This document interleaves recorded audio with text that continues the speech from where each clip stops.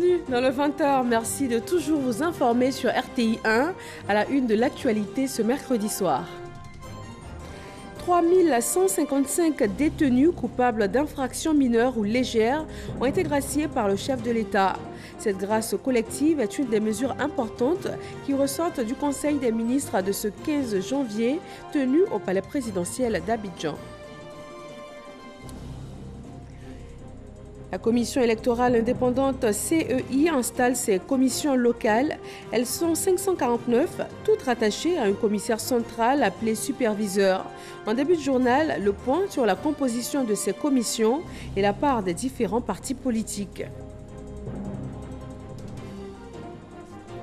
Entretien et équipement routier 2020 sera marqué par des travaux importants de bitumage de routes neuves, de renforcement de routes revêtues et de traitement d'environ 56 000 km de routes partout dans le pays. Le ministre de l'Équipement et de l'Entretien routier a dévoilé les grands chantiers pour 2020. Et puis le Conseil supérieur des mosquées et des affaires islamiques COSIM termine sa tournée de sensibilisation sur la paix dans la zone ouest du pays. Après le Cavalier et le Guémon, les populations de la région du Tongpi ont été exhortées à être des acteurs et des ambassadeurs de paix. Bonsoir à tous, bienvenue. On démarre par le Conseil des ministres au nombre des communications du gouvernement ce 15 janvier. Le bilan des investissements agréés pour l'année 2019 grâce aux dispositions du Code d'investissement. Autre point important, le président Alassane Ouattara accorde une grâce collective à 3155 détenus coupables d'infractions mineures. Jérôme Kofi Aboulin. Un conseil des ministres ce mercredi, comme c'est pratiquement le cas toutes les semaines. Rencontre hebdomadaire donc, chaque fois qu'elle se tient, il n'y a aucun doute que c'est pour permettre au gouvernement, sous la supervision du chef de l'État, le président Alassane Ouattara, de trouver solution aux différents problèmes que connaissent quotidiennement les populations. Pour ce qui est de cette réunion, à retenir dans un premier temps la mesure portant modification et fonctionnement de l'agence Emploi Jeunes. Au titre du ministère de la promotion de la jeunesse et de l'emploi des jeunes, le Conseil a adopté un décret portant modification de l'article 11 du décret du 24 juin 2015 portant organisation et fonctionnement de l'Agence nationale pour l'insertion et l'emploi des jeunes, dénommée Agence Emploi Jeunes, tel que modifié par le décret du 6 février 2019 et insérant un article 26 bis. Ce décret modifie l'organisation et le fonctionnement de l'agence de façon à en assouplir les procédures et à la rendre plus opérationnelle. Il crée en plus des directions, des services déconcentrés, à savoir des agences régionales et des guichets emploi dans les communes, les universités et les grandes écoles publiques en vue de doter l'agence d'une assise territoriale plus marquée. L'adhésion de la Côte d'Ivoire à la coalition des ministres des Finances pour l'action climatique, c'est une autre information donnée par le Conseil. Lancée en avril 2019, aux fins d'aider les États à intégrer les défis du changement climatique dans leurs différentes politiques macroéconomiques et fiscales, l'adhésion de notre pays à cette organisation permettra au gouvernement de tirer davantage de l'expérience et de l'expertise des partenaires techniques et financiers ainsi que des pays développés qui la composent, afin, bien sûr, de mettre en place des mécanismes et instruments de la finance climatique, instaurer une tarification efficace pour le carbone et promouvoir un secteur financier privé propice à la réduction des émissions de gaz à effet de serre. À noter aussi cette décision tout à fait capitale. Il s'agit de la mesure de grâce collective accordée à plus de 3000 détenus ayant fait l'objet d'infractions légères ou mineures. En application de l'article 66 de la Constitution, qui lui en confère le droit, le président de la République a accordé une grâce collective. Cette mesure, qui bénéficie à 3155 personnes sur un effectif total de 21 186 détenus, ne vise que les délinquants ayant commis des infractions sans gravité. Elle exclut les détenus en situation de récidive ainsi que les personnes détenues en exécution d'une condamnation pour des faits qualifiés, notamment d'infractions militaires, de crimes, de détournement de deniers publics, de troubles à l'ordre public, de détention illégale d'armes à feu de la première catégorie et d'homicide involontaire ayant occasionné plus d'un mort. Le prochain Conseil des ministres aura lieu dans 2 semaines. La rencontre va se dérouler précisément le 29 janvier 2020. On sort donc de ce conseil que les perspectives sont bonnes pour la Côte d'Ivoire sur le plan économique en cette nouvelle année. L'Assemblée nationale, de son côté, se prépare à relever les défis qui sont nombreux en cette année électorale. Les députés et le président de l'hémicycle ont eu une rencontre pour en parler. Éric Goré. L'année 2019 a été une année de défis pour l'Assemblée nationale de Côte d'Ivoire. Il me plaît de rappeler qu'en 2019, l'événement le plus marquant à l'Assemblée nationale aura été sans contexte. Votre élection en qualité du président de notre institution le 7 mars 2019. Depuis lors, la représentation nationale va connaître une nouvelle dynamique. Avec des succès réalisés, entre autres la tenue de la 45e session de l'AFP, l'adoption de 72 projets de loi, l'obtention de la haute distinction de la paix décernée au président de l'Assemblée nationale de Côte d'Ivoire. Pour 2020, l'Assemblée nationale attend doubler d'efforts au profit du peuple de Côte d'Ivoire et les députés en sont conscients. Lors de la cérémonie de présentation de vœux au président de l'Assemblée nationale, chaque parlementaire a eu un mot pour Amadou Soumaoro, des mots d'encouragement et aussi des mots de bénédiction. Je voudrais souhaiter bonne et heureuse année au président de l'Assemblée nationale, que Dieu lui donne longue vie. C'est des moments de communion, c'est des moments de fraternité pour voir effectivement comment la maison marche. J'ai félicité d'abord le président de l'Assemblée nationale pour tout ce qu'il mène comme combat au sein de l'hémicycle, parce qu'il est en train d'instaurer la vraie démocratie. Je lui ai fait des vœux de bonheur, de longévité, de santé, mais j'ai aussi demandé à Dieu qu'il fasse que l'acceptabilité soit notre source de guidance. Des vœux de nouvelle année, de bonheur, de santé, de paix et de cohésion. Le mot fort que j'ai eu à prononcer, c'est de lui dire que Dieu l'aide dans la mission qui lui est confiée par le biais du président de la République. Une fois à la tribune, le président de l'Assemblée nationale de Côte d'Ivoire a évoqué les grands chantiers qui attendent les occupants de la Maison du Peuple.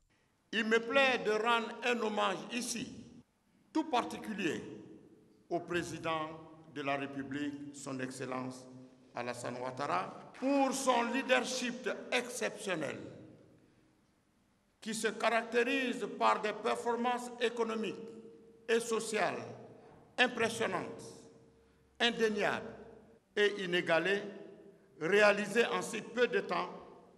La Côte d'Ivoire est véritablement sur une pente ascendante et vertueuse de son développement et se traduisant par une croissance inclusive. Cette cérémonie de présentation de vœux au président de l'Assemblée nationale a aussi été un moment d'échange avec le personnel administratif et tous les employés de l'hémicycle. Restons à l'Assemblée nationale. Amadou Soumaoro a reçu ce matin l'ambassadrice de Suisse en Côte d'Ivoire. La diplomate suisse et le président du Parlement ivoirien ont échangé sur l'excellence des relations entre leurs deux pays. Il a également été question des élections à venir en Côte d'Ivoire. Tout comme les relations ivoiro-suisses, la Côte d'Ivoire entretient d'excellents rapports avec le Vietnam. La Côte d'Ivoire est le deuxième partenaire commercial africain du Vietnam. Et ce pays d'Asie du Sud-Est a désormais un consulat honoraire en Côte d'Ivoire. Il vient renforcer davantage les relations économiques, mais également diplomatiques entre les deux pays. Michel Digré. C'est elle qui tiendra les rênes du tout nouveau consulat honoraire du Vietnam en Côte d'Ivoire. Nguyen Phuong a déjà une idée de la tâche qui l'attend. D'abord, encourager et aider la communauté vietnamienne vivant et travaillant en Côte d'Ivoire ou de passage à s'unir et à se conformer aux lois et règlements de l'État ivoirien. Ensuite, renforcer la coopération bilatérale et globale. Au plan économique, le challenge sera de faire mieux que les chiffres réalisés au niveau des échanges commerciaux ces 2 dernières années. En 2018, le volume commercial des 200 a atteint 980 millions de dollars, ce qui porte la Côte d'Ivoire au deuxième partenaire commercial africain au Vietnam. Pour le secrétaire général du ministère des Affaires étrangères, la nouvelle consul honoraire a les atouts pour booster les relations diplomatiques entre les deux pays. La Côte d'Ivoire que vous avez comme seconde patrie compte sur votre dynamisme et votre engagement pour promouvoir avec succès les intérêts bien compris de nos deux pays. C'est depuis le 6 octobre 1975 que le Vietnam et la Côte d'Ivoire ont établi leurs relations diplomatiques. La commission électorale indépendante CEI a installé ses commissions locales, 549 commissions rattachées à un commissaire central. Le porte-parole de la CEI a fait le point de la représentation des différents partis politiques. Sidonie Davila. 549 commissions électorales indépendantes sont désormais installées sur toute l'étendue du territoire en vue des élections à venir. Chaque commission est composée de 3 membres. Il s'agit d'un président, d'un vice-président et d'un secrétaire par bureau. Il convient de noter que les 3 entités membres de la commission locale sont représentées dans le bureau.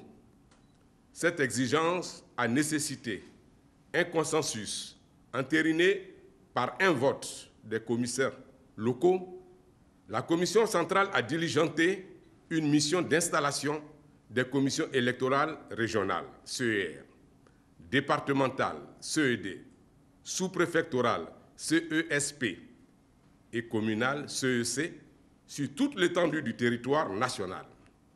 À cet effet, 15 équipes de commissaires superviseurs ont, du 8 au 31 décembre 2019, parcouru les 31 régions et les 2 districts autonomes de Côte d'Ivoire. Les commissaires locaux et les chefs d'antenne régionales de la CEI ont tous bénéficié d'une formation donnée par les commissaires superviseurs. Les formateurs ont insisté sur 2 points importants. La rupture des liens des commissaires locaux avec leur entité qui les ont proposés au sein de la commission électorale indépendante. L'obligation de réserve qui leur est faite pendant toute la durée de la mission, dont le manquement est expressément puni par des sanctions disciplinaires et pénales. Après l'installation des commissions électorales locales nationales au nombre de 549, la CEI prévoit celle des commissions électorales dans les représentations diplomatiques CERD pour février prochain. Sur le plan infrastructurel, le port autonome d'Abidjan se dote d'infrastructures et d'équipements de qualité, notamment pour l'accueil des navires rouliers à destination de la côte ouest africaine. Une convention d'accord pour l'extension du futur terminal à conteneurs a été signée avec une structure spécialisée. Le projet va coûter environ 79 milliards de francs CFA. Safiat Kouyaté et Jean-Jacques Ouamé. C'est un investissement de 68 milliards de francs CFA fait par le port autonome d'Abidjan pour remblayer 8 hectares et construire 2 postes à quai.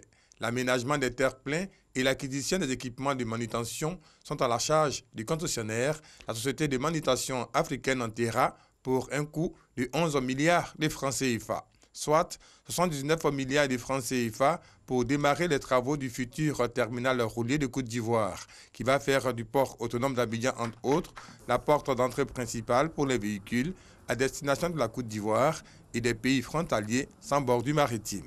Grâce à sa capacité d'accueil de 70 000 véhicules et à son intégration dans la continuité du futur terminal à conteneurs de Côte d'Ivoire, terminal, Terra va offrir à la Côte d'Ivoire et à l'Afrique de l'Ouest une infrastructure compétitive au service de l'économie de la région. Ce contrat permettra au port de disposer d'une infrastructure vraiment moderne. Dans le cadre de ce contrat, au niveau du capital Terra nouveau, ce capital réserve une bonne part au contenu local, afin de favoriser l'entrée dans ce domaine aussi d'activité des opérateurs nationaux. Ce projet s'inscrit dans le programme de modernisation et d'extension des infrastructures et des installations du port autonome d'Abidjan. C'est pourquoi l'État a demandé aux concessionnaires d'aller vite. Je voudrais inviter le concessionnaire à se mettre au travail dès à présent pour effectuer les travaux nécessaires à une rapide mise en exploitation effective du nouveau terminal que nous aurons grand plaisir à inaugurer très prochainement. Si tout se passe bien, le futur terminal roulier d'Abidjan sera livré dans 6 mois. Les routes de Côte d'Ivoire, elles aussi, bénéficient d'importants investissements financiers. 760 milliards de nos francs pour les grands chantiers routiers en 2020. Ce sont 56 000 kilomètres de routes en terre qui vont être traités, des routes neuves bitumées et les existantes revêtues. Jean-Luc Bangbo. Doter la Côte d'Ivoire d'un réseau routier performant, assurant une meilleure accessibilité de toutes les localités du pays, ainsi que la connexion aux pays voisins. Un défi que le ministère de l'Équipement et de l'Entretien routier s'est attelé à relever au cours de l'année 2019. L'achèvement de 12 projets majeurs de bitumage et 3 projets de renforcement routier. La mise en service de 2 nouveaux postes de péage. La mobilisation par le fer de plus de 300 milliards de francs CFA et le paiement de plus de 289 milliards aux entreprises de l'entretien routier. Au niveau de l'AGEROUTE, la passation des marchés a permis de mettre à la disposition des entreprises nationales et internationales plus de 51 marchés pour près de 793 milliards. Pour 2020, les chantiers sont encore plus importants. Plus de 326 milliards de francs CFA seront investis pour le bitumage de 1480 km de routes neuves. La réhabilitation des infrastructures routières, elle, coûtera 109,5 milliards de francs CFA et concernera 650 km de routes. Les investissements au niveau des infrastructures nécessitent des montants extrêmement élevés. Et aucun investisseur ne peut venir dans un pays où il y a du bruit. C'est pour ça que nous souhaitons, quelles que soient nos convictions politiques, nous devons tous travailler ensemble. Nous devons tout faire pour préserver la paix sociale. Au total, ce sont plus de 760 milliards de francs CFA que l'État devra investir pour réaliser ces grands chantiers d'infrastructures routières. Dans le domaine des médias, en prévention aux activités illicites liées à la cybercriminalité, la radiodiffusion télévision ivoirienne RTI évalue ses capacités afin de mieux faire face à d'éventuelles attaques informatiques. L'autorité de régulation des télécommunications de Côte d'Ivoire, ARTCI, s'est chargée de l'audit du système d'information de la RTI. Amadou Ouattara. Les activités criminelles informatiques paralysent souvent le fonctionnement de l'administration ciblée. En Côte d'Ivoire, plusieurs entreprises en ont été victimes. Pour les spécialistes de la sécurité informatique, la prévention s'avère l'une des voies sûres pour faire face aux attaques de la cybercriminalité. La radio-télévision ivoirienne RTI l'a bien appréhendée.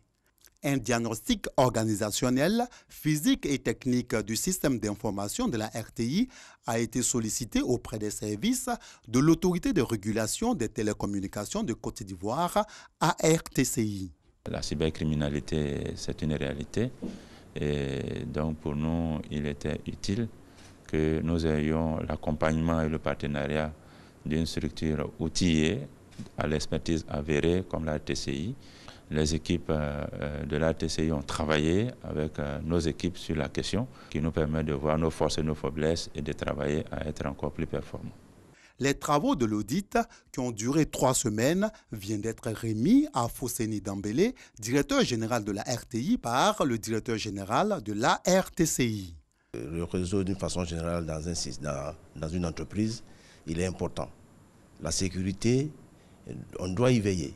Et la loi sur les transactions électroniques met la RTCI en mission pour que toutes les entreprises qui utilisent des systèmes d'information soient bien sûr auditées. La sécurité est bonne, mais il y a toujours des efforts à faire, puisque c'est quand même un système qui évolue. Il faut s'adapter, il faut être à la pointe du progrès.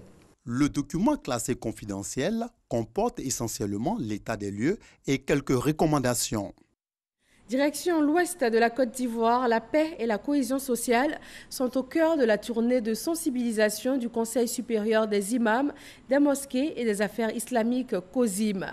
Après le Cavalier et le Guémon, pour la dernière étape, c'est le Tonkpi qui a accueilli le cheikh Boakari Fofana. Fargas reconnaît. Accueil triomphal et exceptionnel du président du Conseil supérieur des imams des mosquées des affaires islamiques en Côte d'Ivoire, COSIM, à Danané, dans la région du Tonkpi, dans le cadre de sa tournée de sensibilisation sur la paix et la cohésion sociale à l'ouest du pays. Après l'accueil, direction la grande mosquée, lieu de la cérémonie. Comme dans les régions du Cavalier et du Guémon, le guide suprême de la communauté musulmane de Côte d'Ivoire a exhorté autorités, guides et fidèles de toutes les confessions religieuses, élus, cadres et populations du Tonkpi à être des acteurs de paix et à prôner les valeurs de tolérance, de solidarité et d'amour. Allons vers le dialogue et discutons entre nous. Fréquentons-nous les uns les autres, échangeons, parce que nous sommes des frères dans l'humanité. La religion doit être une aiguille pour coudre le tissu social. La religion ne doit pas être une lame pour déchirer le tissu social.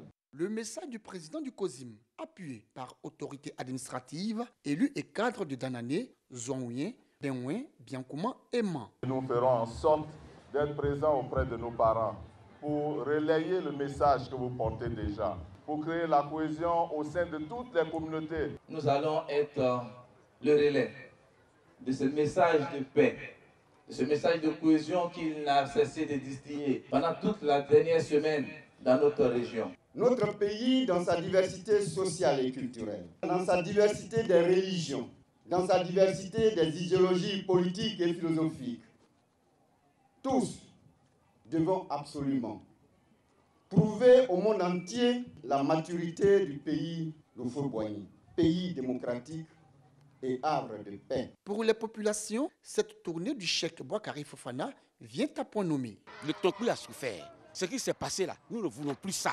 En tant que chef traditionnel, c'est notre souci, c'est notre souhait qu'il y ait la paix, qu'il y ait l'amour, qu'il y ait la cohésion. Le moment de l'élection arrive.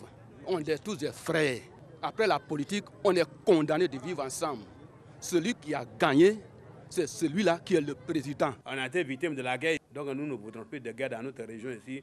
Nous voulons la paix. Nous sommes à la veille des élections et nous souhaitons effectivement la paix. Nous allons toujours continuer à prier Dieu pour que nous ayons effectivement cette paix. On demande pardon que les élections de 2020 soient une élection apaisée. Nous avons beaucoup souffert dans notre département et il ne faudrait plus que ça se passe comme ça. Je veux dire à la population de Tonkpi de rester calme. Vous savez, les élections, c'est comme un jeu. Donc nous sommes pour les élections apaisées. Ce message qu'il est venu nous donner là, les femmes de Biancouma, on va s'appeler, on va se donner les idées pour pas que la guerre rentre en Côte d'Ivoire encore, plus jamais. C'est par des prières et des bénédictions pour la paix, la stabilité et le développement de la Côte d'Ivoire, mais surtout pour des élections apaisées en 2020, que la tournée du président du COSIM à l'ouest du pays sur la cohésion sociale a pris fin. Le rassemblement des oufouettistes pour la démocratie et la paix RHDP ouvre son siège de Lifou. C'est depuis Pricro que le coordonnateur régional de la jeunesse du RHDP de Lifou entend investir le terrain. Le reportage est signé Herman Yamia. Un siège pour abriter les activités du RHDP dans la région de Lifou. Installé à Pricro, ce siège a été offert par le coordonnateur de la jeunesse du RHDP dans la région de Lifou. En dotant notre parti politique, le RHDP, de ce siège, c'est pour nous motiver et c'est pour nous mettre en mission nous-mêmes, pour que le RHDP puisse continuer le travail de paix et de stabilité qui s'achève par le développement de notre pays. Des missions, il y en aura certainement. 2020 étant une année électorale en Côte d'Ivoire, chaque parti politique affûte ses armes pour investir le terrain. À cette inauguration du siège du RHDP, les différents intervenants ont demandé aux militants de se tenir prêts et surtout d'attendre les instructions du parti. La bataille qui arrive, c'est celle de la révision du listing électoral pour préparer les élections qui arrivent, mais c'est aussi celle de pouvoir travailler à la sensibilisation pour que les Ivoiriens en âge d'obtenir les cartes nationales d'identité puissent l'obtenir. C'est avec ce sésame que nous irons à cette élection. Procédant à l'inauguration du siège, le représentant du ministre de l'Équipement et de l'Entretien routier, parrain de la cérémonie, a félicité la jeunesse pour son engagement à œuvrer pour la victoire du RHDP à l'élection présidentielle d'octobre prochain. En offrant ce siège, vous donnez des signaux clairs à nos parents. La ferme détermination de la jeunesse à œuvrer pour la victoire du RHDP aux joutes électorales à venir, mais surtout dans la paix. Situé au centre-ville de Prikoro, le siège du RHDP pour la région de l'Ifou comprend une salle de réunion, un bureau pour le coordonnateur régional de la jeunesse, un bureau pour le délégué départemental et un bureau pour les structures spécialisées du parti. Pour un meilleur fonctionnement du siège et pour faciliter la mobilité des délégués, le ministre Amédée Kouakou a fait un don de 5 motos, de 300 chaises, de bâches et de matériel informatique. Le RPCP, lui aussi, se déploie dans le pays. Le Rassemblement pour la paix et la concorde installe son siège du Haut-Sassandra. C'est dans le département d'Issia que ces structures locales ont été installées à Boussanego. Venus des différents départements que compte la région du Haut-Sassandra, les militants du Rassemblement pour la paix et la concorde se sont mobilisés pour la circonstance pour écouter le message de paix véhiculé par les dirigeants de leur parti. C'est fort de cette disposition à imposer la paix en Côte d'Ivoire à travers un discours conciliateur que le vice-président Kantenouo dira que les séries d'investitures auxquelles s'adonne en ce moment le RPCP constituent pour le parti une caravane de la paix. Nous avons décidé, au niveau du RPCP, de mettre un plan d'implantation de cette paix-là, qui est notre PNI, le plan d'implantation nationale du RPCP. Et donc on parle de paix un peu partout, on parle de cohésion d'équipe un peu partout. Après avoir investi la délégation départementale du Haut-Sassandra, le vice-président Kantenouo va la charger d'une mission au nom du parti, celle de parler de paix dans toute la région. Car, par leur investiture, Angèle Akebli et son équipe deviennent désormais des ambassadeurs de la paix dans la région. Nous allons véhiculer le message de paix, le message de la réconciliation et dire même aux Ivoiriens, c'est-à-dire dans les gens du Haut-Sassandra, que les élections vont se passer très bien. Angèle Akebli et son équipe deviennent désormais des ambassadeurs de la paix dans la région. Ces derniers ont reçu le soutien d'une délégation du RHDP et d'une structure de la société civile dénommée les Mamans au cœur d'or, également engagées pour la promotion de la paix et le bien-être total des femmes. C'est un partenariat que le RPCP entend poursuivre dans sa quête de l'instauration définitive de la paix en Côte d'Ivoire. Le président du parti Leader, parti membre du RHDP, a animé une conférence de presse. Il a fait un tour d'horizon de l'actualité sociopolitique actuelle. Ahmed Traoré et Jean-Marc Djadji nous en font un point. Le RHDP, la seule issue pour une Côte d'Ivoire en paix et prospère. Thème de la conférence publique animée par Lansine Karamoko, président de Leader, parti membre du RHDP. Au cours de cette rencontre, il a exposé sur le fonctionnement du RHDP et sur la démocratie prônée par ce parti. La direction exécutive est le creuset dans lequel la base du parti s'exprime. Ce qui veut dire en clair qu'au RHDP, la base donne son avis sur la conduite du parti. Toutes les décisions et orientations du directoire se font après concertation de la base à travers les coordinations régionales et la direction exécutive qui sont à l'écoute quotidienne des départementaux et des communaux. Le RHDP est donc l'image de la démocratie. Toutefois, Lansine Karamoko est revenu sur la situation sociopolitique de la Côte d'Ivoire. Il a déploré l'attitude de certains hommes politiques. Le message que je dois lancer à cette population qui nous soutient, c'est de se concentrer sur l'essentiel. L'essentiel c'est quoi? C'est les élections. L'essentiel c'est quoi? C'est l'intérêt des populations. De se détourner complètement le dos à tous ces oiseaux de mauvaise augure qui, comme des personnes qui n'ont pas de mémoire, ont oublié que nous les Ivoiriens, nous avons souffert et qu'aujourd'hui, nous les Ivoiriens, nous n'avons plus besoin, n'est-ce pas, de ces coups de feu, de ces coups de bottes, de ces bruits de bottes qui viennent, n'est-ce pas, troubler notre quiétude. Le conférencier a félicité le président de la République, le Premier ministre et son gouvernement qui travaillent d'arrache-pied pour la sécurité des Ivoiriens. Dans le monde du sport, la Fédération camerounaise de football et la Confédération africaine de football se sont réunies hier à Yaoundé. La CAN 2021, initialement prévue en été, c'est-à-dire pour les mois de juin, juillet, va être finalement décalée. Les dates du 9 janvier au 6 février 2021 ont été confirmées. Le motif officiel de ce changement de calendrier, les risques liés à la saison des pluies dans la région. Et voilà pour ce soir, c'est avec beaucoup de plaisir que nous avons proposé cette session de l'information. Très bonne fin de soirée sur RTI 1.